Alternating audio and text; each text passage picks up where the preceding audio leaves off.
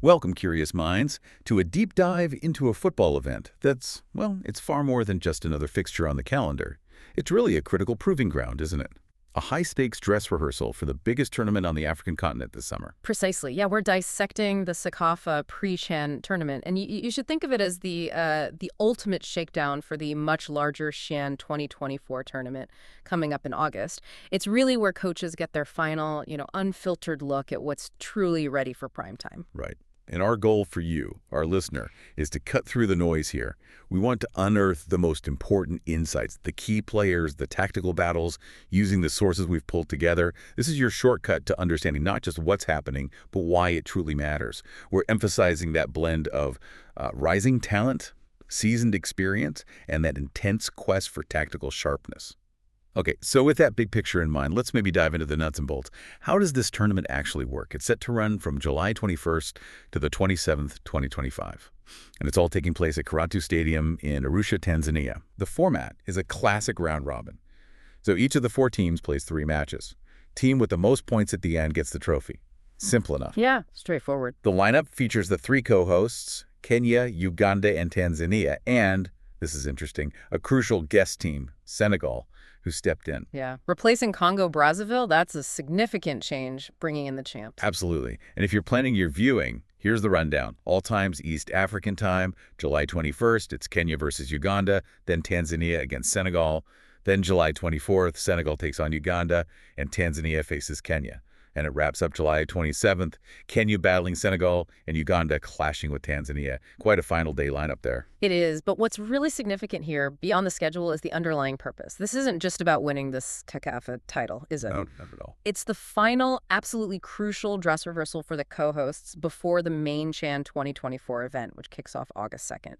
For the coaches, this is just invaluable. It's their last major chance to really test tactics under proper competitive pressure, rigorously assess player fitness, make those tough final squad calls. Exactly. And identify who can actually perform when the stakes are high. And it's particularly vital for these domestic-based squads, to shake off any rust after their league breaks, regain that match sharpness. That makes perfect sense. The coaches aren't just looking for wins, they're hunting for answers, really. So, with that strategic importance clear, let's shine a spotlight on the co-hosts themselves. What's each nation chasing here? Let's start with Kenya, the Harambee Stars. Okay. They're under coach Benny McCarthy. They've got a 27-man squad, all drawn from the Kenyan Premier League's top talent. And their attacking threat seems anchored by one man in particular, Moses Shumah. He's been called the home-based goal machine. Rightly so. Scored an incredible 17 league goals in 2024-25 for Kakamega Homeboys, got the Golden Boot, and that led to a big move, didn't it, to Zambian Power Dynamos. It did, a significant step up. But beyond the numbers, what kind of player is Shumah? Why is he so important tactically for Kenya? Well, Shumah is a fascinating case. He's a clinical center forward, no doubt about that. But it's his all-around game that really stands out. He kind of embodies that modern striker role, high-pressing, fantastic hold-up play, intelligent off-ball runs that create space. His aerial strength makes him a constant threat, but, what often goes unmentioned is his impressive pass accuracy, 96% apparently. Wow, for a striker. Yeah, and without relying on penalties for his goals, that tells you he's not just a finisher, he's a critical link in their buildup. That precision and work rate up front is huge for Kenya.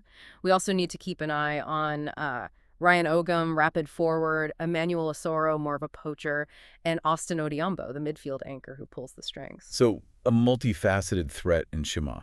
Okay. Given that, where do you see Kenya's biggest advantage in this tournament? And maybe conversely, what's the main hurdle they need to overcome? Kenya's clear advantage, I think, is the home support that can be a real 12th man combined with the match sharpness they'll gain here. And, of course, McCarthy's tactical discipline. He's known for that. However, the major risk, it lies in their relative lack of continental pedigree. These CF tactical battles, they're notoriously tight. They demand a different level of composure, strategic execution that maybe many of their domestic players haven't consistently faced. It's about how they handle that specific kind of pressure. That's a crucial point. Okay, let's move on to Uganda, the Cranes. Co-led by Morley Bikwaso and Fred Muhumuza. And they've got former captain Dennis Onyango, a legend, mentoring their keepers. A 29-man provisional squad, again, all from the Uganda Premier League. Who's the standout for them? Oh, without a doubt, the key player for Uganda is Allan Okello, their creative maestro, team captain from Vipers SC. He's a left-footed attacking midfielder, exceptional vision, known for those defense-splitting key passes, crucial assists, and goals too. Last season, 8 assists, 5 goals. He really drives Uganda's creative play, leads their transitions. His talent was obvious early on, debuted age 16 with a hat-trick for KCCA. 16? Yeah, back in 2017. Was FIFA Male Player of the Year in 2019. He's the main man.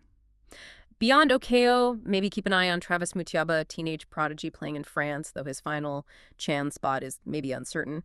And Nicholas Wadada, experienced right back over at Azam in Tanzania. So Uganda definitely has that local cohesion, home ground familiarity going for them. Right. But the sources highlight a pretty significant challenge. They've never actually advanced past the group stage in 6 previous Chan campaigns. That's the big one. That's a stark record. Does that consistent exit suggest maybe something deeper than just inexperience, like perhaps a psychological block or a tactile issue they haven't quite solved? That's a very perceptive question. Yeah, well, inexperience is the easy label, 6 attempts. It does point to something more fundamental, doesn't it? It could absolutely be a psychological barrier when the stakes get higher. Or maybe a tactical Achilles heel that keeps getting exposed at that next level. This tournament is absolutely critical for them to analyze those past patterns, adjust their approach, and crucially, build the confidence needed to break that cycle. They need to find a way to translate local dominance to the continental stage. A definite narrative to watch for Uganda then. Okay, let's pivot to Tanzania, the Taifa Stars. Coached by Hamed Morocco. Their squad blends standout local lead performers, many fresh off success with Simba SC and Young Africans. Who are the key guys for Tanzania? For Tanzania, 2 names jump out immediately. Clement Mazai's young, clinical forward, topped the domestic scoring charts, real finisher, and Faisal Saloom, the playmaking midfielder. Fantastic vision, great link-up play, and a genuine goal threat himself. Their combined attacking prowess will be key. And what about their overall strengths and challenges, looking ahead to the main Chan tournament? Well, Tanzania also benefits hugely from home advantage and probably high morale, especially after their club's domestic success. Plus, tactical discipline under Morocco. But, similar to Uganda, they have never progressed past the Chan group stage either. So for them, breaking that psychological barrier, proving they can perform under that specific pressure, is a major aim here, building that winning mentality beyond their borders. Right, so 3 co-hosts, each with unique strengths, star players, but that shared challenge of cracking the Chan group stage. But this tournament has that crucial 4th participant, a real measuring stick. Senegal, the reigning champions. Why is their presence as a guest team just so important? Senegal's inclusion just elevates this tournament entirely. I mean, they are the reigning Chan 2022 champions. They're bringing a formidable, battle-tested, all-domestic squad specifically prepared for that knockout intensity. They're not just here as participants. They are, quite literally, the benchmark standard. The East African co-hosts get to measure themselves against the best. It turns this from a regional warm-up into a proper test of continental readiness. And they're not just bringing a strong team structure, but some serious star power too, right? Tell us about the players who really embody Senegal's winning mentality. Absolutely. You've got to think Lamine Camara. Attacking midfielder, named Young Player of the Tournament at Chan 2022. He was immense in Senegal's U20 AFCON win in 2023 as well. He's known for flair, incredible passing range, and just that ability to control the tempo in big games. He dictates play. Okay. Then there's Alioune Faty, goalkeeper with continental pedigree, plays for TP Mazembe. He was absolutely pivotal in Senegal's 2022 Chan win. Showed real leadership, composure under pressure, shot-stopping reliability when it mattered most. So a potent mix of youthful brilliance and seasoned reliability. What exactly does Senegal bring to this tournament that the co-hosts absolutely need to experience? And what's maybe their own watch point coming into unfamiliar territory? Senegal brings invaluable experience, physicality, tactical maturity, and that hard-won tournament-winning mentality. They are the ideal opponents for the East African hosts to truly measure tactical readiness, assess how they cope with a genuine continental tempo. For Senegal themselves, well, their main challenge might simply be adapting to unfamiliar regional conditions in Arusha, maybe managing potential fatigue from travel. But honestly, the value they add here far outweighs any minor adaptation issues they might face. Okay, this is where it gets really fascinating. Yeah. How these colliding styles will play out directly against each other, particularly when the East African teams face that Senegal squad. Precisely. Let's look at Kenya versus Senegal. You've got Moses Shumah's relentless pressing and pace up against Senegal's incredibly settled, disciplined defensive setup. Can his individual brilliance break through? That's the question. Senegal's structure, with Faty in goal, strong midfield balance, it might very well expose Kenya's relative inexperience at handling that sustained continental tempo. Then you have the creative battle. Uganda versus Senegal, Allan Okello versus Lamine Camara. Two playmakers, huge flair, different approaches. Okello's combination plays, his assist threat will be rigorously tested against Kamara's positional control, his ability to generate shots. We'll be watching how Okello finds space in transition, while Camara will almost certainly look to dominate midfield rhythm, backed by Senegal's robust physical midfield support providing control. So in essence, Kenya and Uganda bring youthful energy, dynamism. But Senegal's squad is battle-tested, has that winning mentality under pressure, and possesses cohesion built directly from winning CHAN 2022.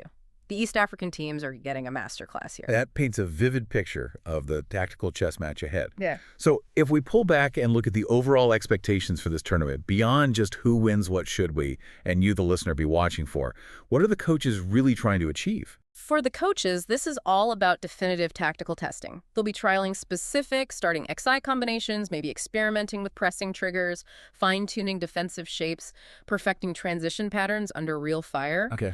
It's also about squad selection clarity, evaluating those fringe players, the ones on the bubble, and carefully managing injury risk through minutes, psychologically too.